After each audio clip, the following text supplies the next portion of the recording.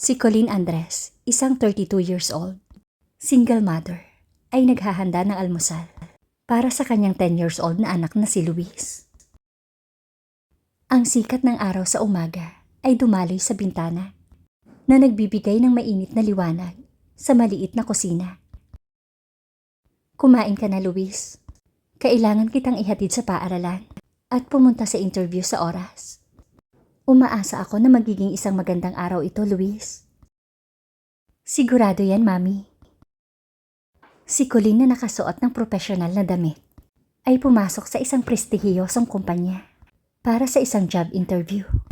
Doon ay nakilala niya si Rita, isang kapwa empleyado na nagbabala sa kanya tungkol sa bias ng kumpanya laban sa pagkuha ng mga single mother.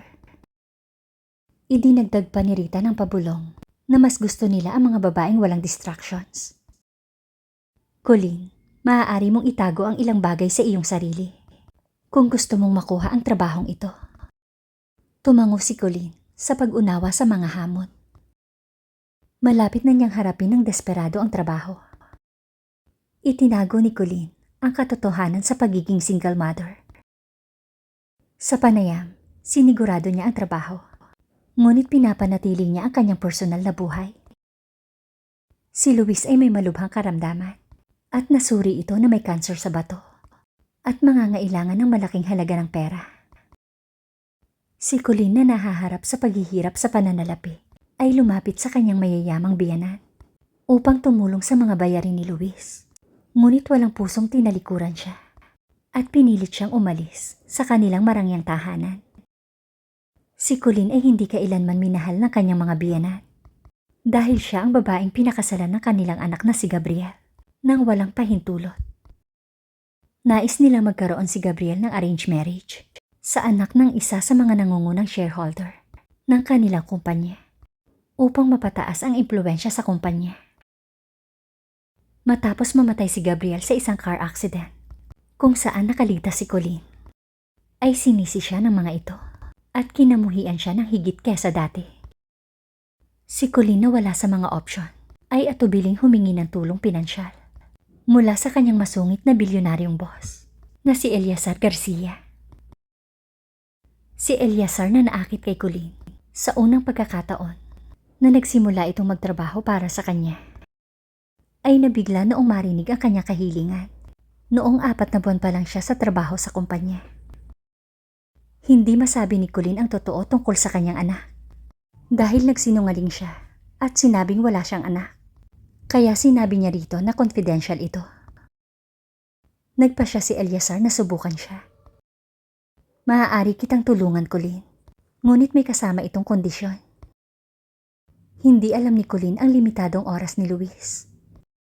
Umalis siya sa galit matapos marinig ang sinabi ni Eliazar. Ito ba ay nagpasaya sa kanya na nakapasa siya sa pagsusulit at hihilingin sa kanya ang isang petsa at pagkatapos ay ibibigay ang pera na kailangan niya. Matapos malaman na may ilang araw na lang na mabubuhay si Luis kung hindi ito magpapagamot.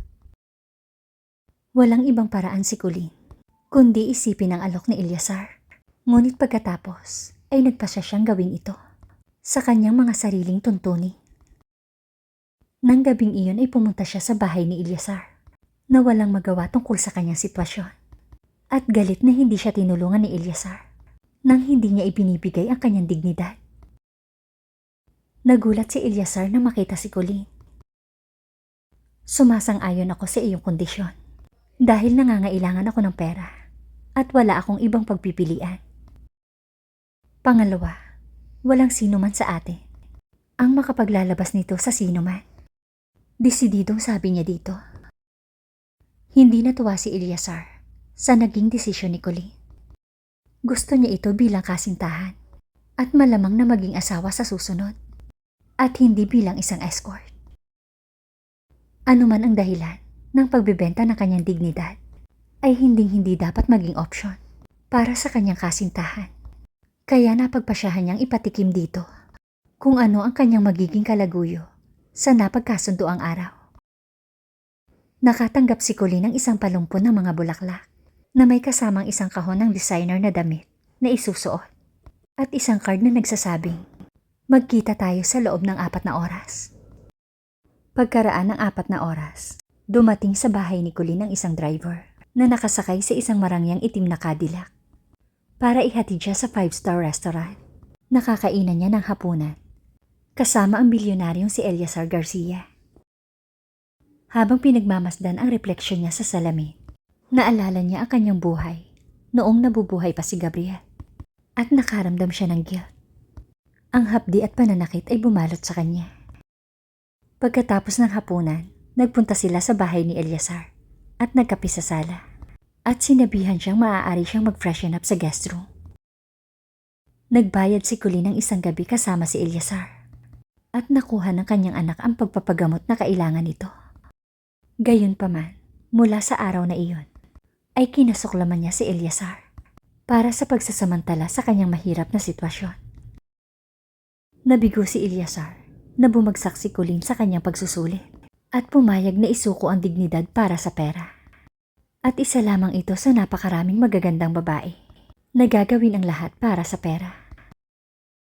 Sa isang charity event na pinangunahan ng ospital kung saan nagpapagamot si Luis, nakita ni Eleazar si Colleen kasama si Luis at ipinaliwanag ng doktor ni Luis na si Colleen ay isang single mother na noong una ay walang pera, ngunit nang maglaon ay himalang nabayaran ang mga bayarin sa pagpapagamot nang lumala ang kondisyon ng anak nito.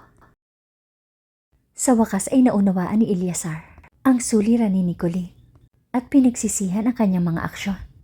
Humingi siya ng tawad, ngunit nanatiling malayo si Colleen. Nakaupo si Colleen sa lamesa at humihigop ng kanyang kape. Bakas sa mukha niya ang magkahalong determinasyon at pagkadismaya habang pinag-iisipan niyang magbitiw sa kanyang trabaho para takasan ang kanyang amo na si Eleazar. Bumulong si Colleen sa kanyang sarili. Hindi ko na ito kaya. Si Eleazar na nakaupo sa kanyang opisina ay nababagabag sa pagkakasala habang tinititigan ang liham ng pagbibitiw ni Colleen. Nagpasya siyang kailangan niyang gumawa ng mga pagbabago. Tumawag siya sa telepono. Kailangan ko ng listahan ng mga kumpanya. Nagpasya si Colleen na gawin ito ng maingat sa umaga. Ngunit nakatanggap siya ng tawag at nagulat nang malaman na siya ay tinanggap nang walang anumang panayam. Naguguluhan si Colleen kung paano nangyari ito.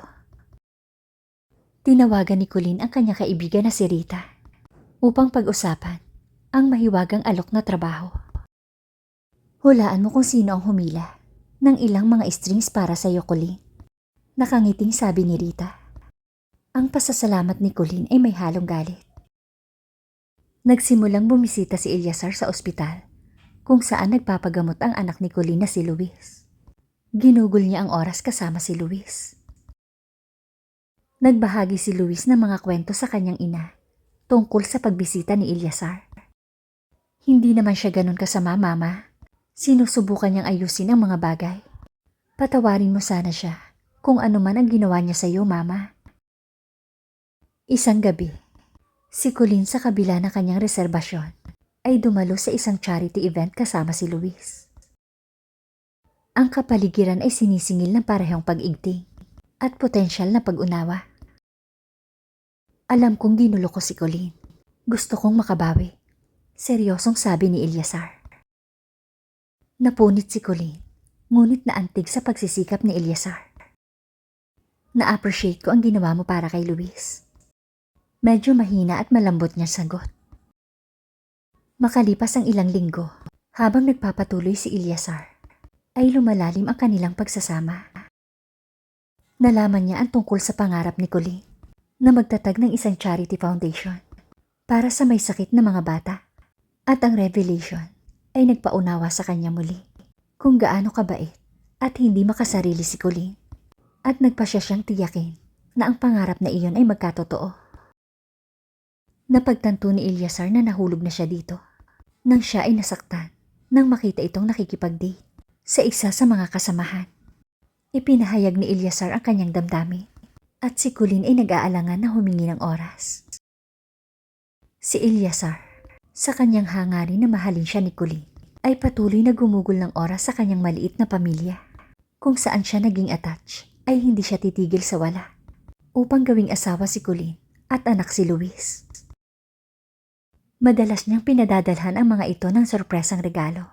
At dinadala sila sa mga pelikula at sa parke tuwing Sabado at Linggo.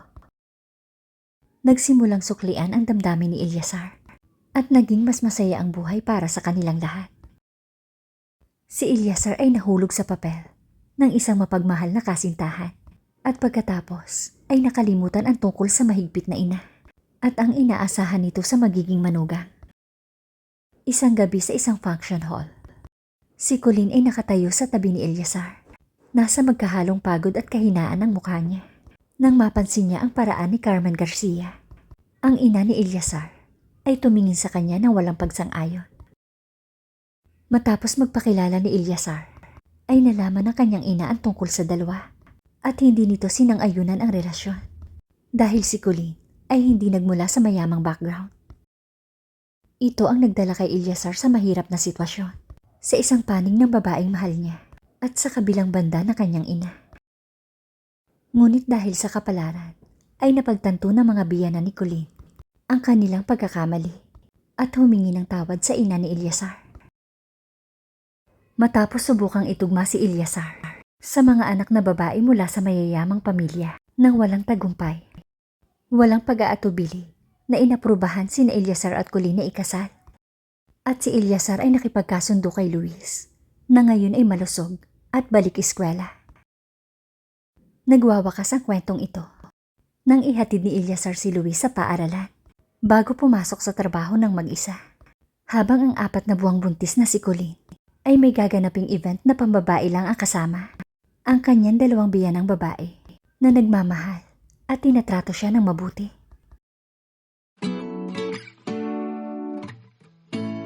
Thank you guys for listening and watching.